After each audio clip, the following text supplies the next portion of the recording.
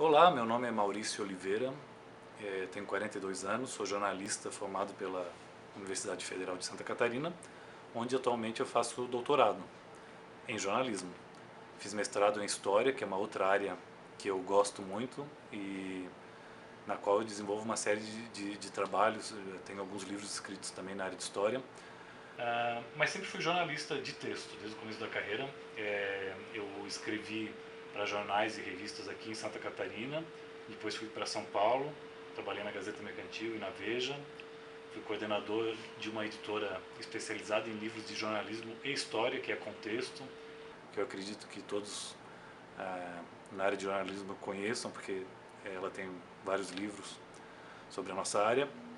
E depois de 10 anos trabalhando como funcionário, carteira assinada, eu virei freelancer. Então a segunda metade da minha carreira tem sido como freelancer. E nesse período eu tenho desenvolvido uma série de atividades bem diversas.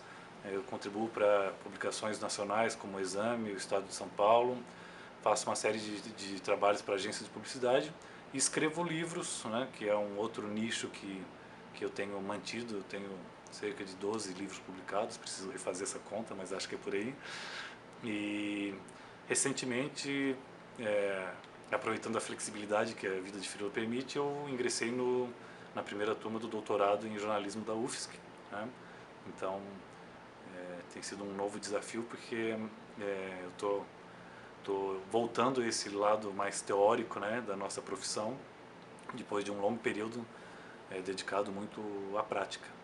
E é nesse momento que eu me encontro, né? 20 anos de carreira e agora voltando aos bancos escolares. Agora, quando a gente pensa sobre essas questões éticas, eu acredito que o advento das novas tecnologias e das redes sociais deixou essas questões ainda mais complexas, porque antigamente era relativamente fácil você entender o conceito de ética e saber o que é certo, o que é errado, né? É, o que sempre foi muito claro para mim que a ética deve ser parte de um comportamento pessoal, né? Do seu procedimento em relação ao seu trabalho e quanto menos você se deixar influenciar por opiniões pessoais, por ideologias, por conceitos, né, preconceitos, melhor. Né? Nós, como jornalistas, temos a obrigação de analisar as questões, né, de uma forma ampla, ouvindo todos os lados, a maior parte dos lados possível. Né? E a ética está muito relacionada a isso. Né? Você realmente enfrentar um trabalho com, se podemos dizer assim, o coração aberto, né? Quer dizer, tentando se livrar o máximo de conceitos pré-estabelecidos e realmente indo em busca da informação, cruzando as informações, ouvindo lados opostos e produzindo um trabalho que possa ser considerado abrangente e correto do ponto de vista ético. E aí tem questões que são muito evidentes, né, que a gente sabe que não são aspectos éticos, mas que muitas vezes acabam cruzando esse caminho. Na área de cultura, por exemplo, que é uma área que eu sei que vocês estão estudando também, né, no que diz respeito a aspectos éticos, tem uma, tem uma espécie de vício nessa área que é acabar se aproximando muito das fontes. Né? As pessoas acabam se encantando, os jornalistas, muitos deles, acabam se encantando pelo fato de estarem perto de artistas ou gente do meio, e isso acaba criando uma proximidade que muitas vezes prejudica esse olhar distanciado e imparcial, né? Então, eu acho que o conceito de ética é, em primeiro lugar, você fazer o seu trabalho com a consciência tranquila de que você não conduziu as coisas de uma forma que pudesse favorecer ou prejudicar um ou outro lado.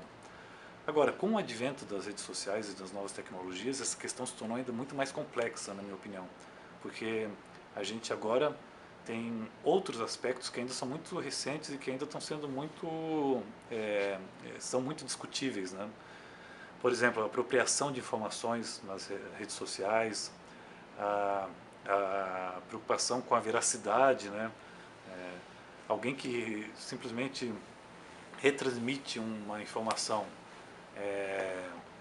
sem checar a veracidade e depois, em caso de algum problema, não é, se exime dessa responsabilidade. Né? Eu apenas repassei. Isso a gente vê muito, né, nas redes sociais. E isso é um problema ético. Então, no jornalismo impresso, esse tipo de recurso, conversar com as pessoas sem assumir a identidade, né? Ou extrair informações aproveitando-se às vezes da ingenuidade da pessoa, né, e tal. Você vai lá e pergunta para o porteiro se o fulano mora ali mesmo e qual o horário que ele costuma, enfim, sabe, sem dizer eu sou jornalista, estou aqui, né, que é o procedimento que a princípio espera-se, né, eticamente, que você diga, olha, eu estou aqui como jornalista e estou atrás de tal informação. Só que muitas vezes você dizer isso de antemão impede a obtenção da informação. Né? Vamos dar um exemplo hipotético. Tem uma denúncia em um hospital que está fazendo tem alguma coisa irregular no atendimento de um hospital e aí os jornalistas, né, uma equipe de um jornal precisa investigar isso. Se eles chegarem lá e disserem, olha, somos do jornal e queremos ver como está o atendimento aqui, muito provavelmente vai haver algum tipo de mascaramento, algum tipo de, quer dizer, então, em casos assim, talvez seja justificável, né, você esconder a sua identidade de jornalista, dar um jeito de entrar lá para que você tenha acesso à informação mais crua e mais verdadeira.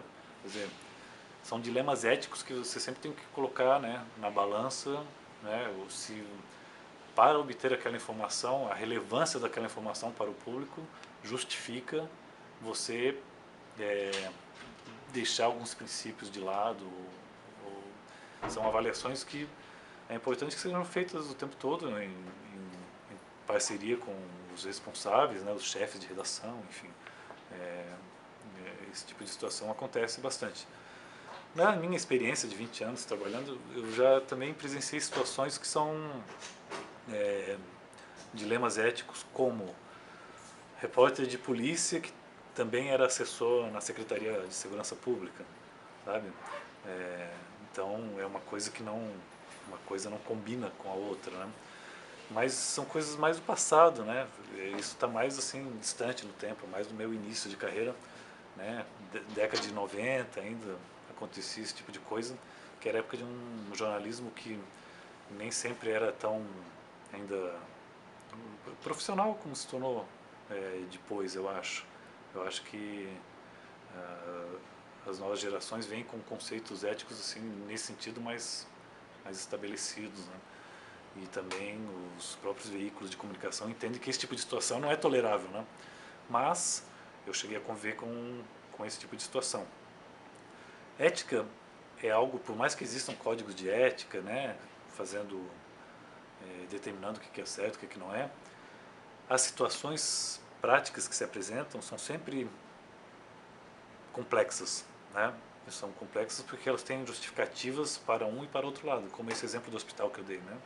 Você tem justificativo para dizer que não, vamos entrar lá e vamos entrar lá como se fôssemos pacientes, e você tem justificativo para dizer não, o correto é a gente se identificar como jornalista e, né?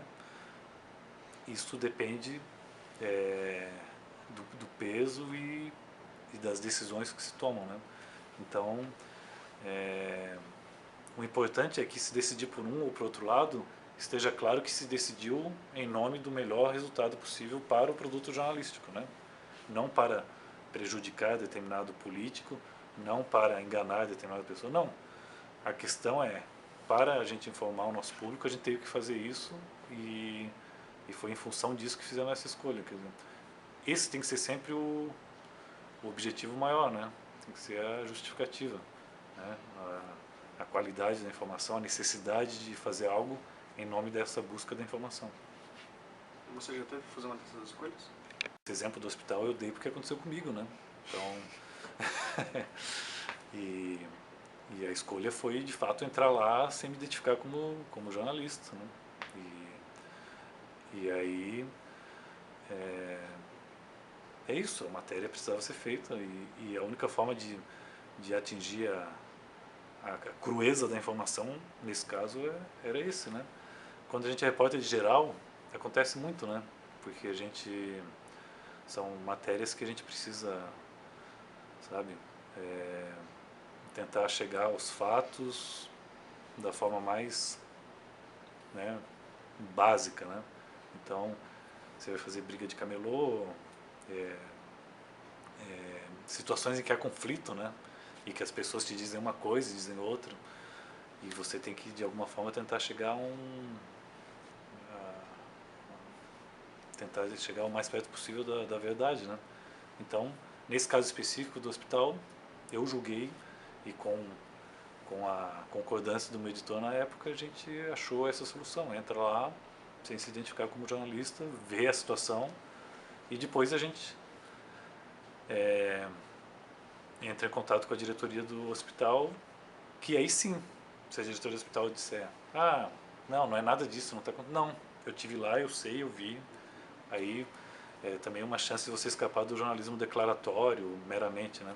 Então, é isso, mais uma vez, né? Sempre aquelas situações em que a necessidade de buscar informação deve ser colocada em primeiro lugar.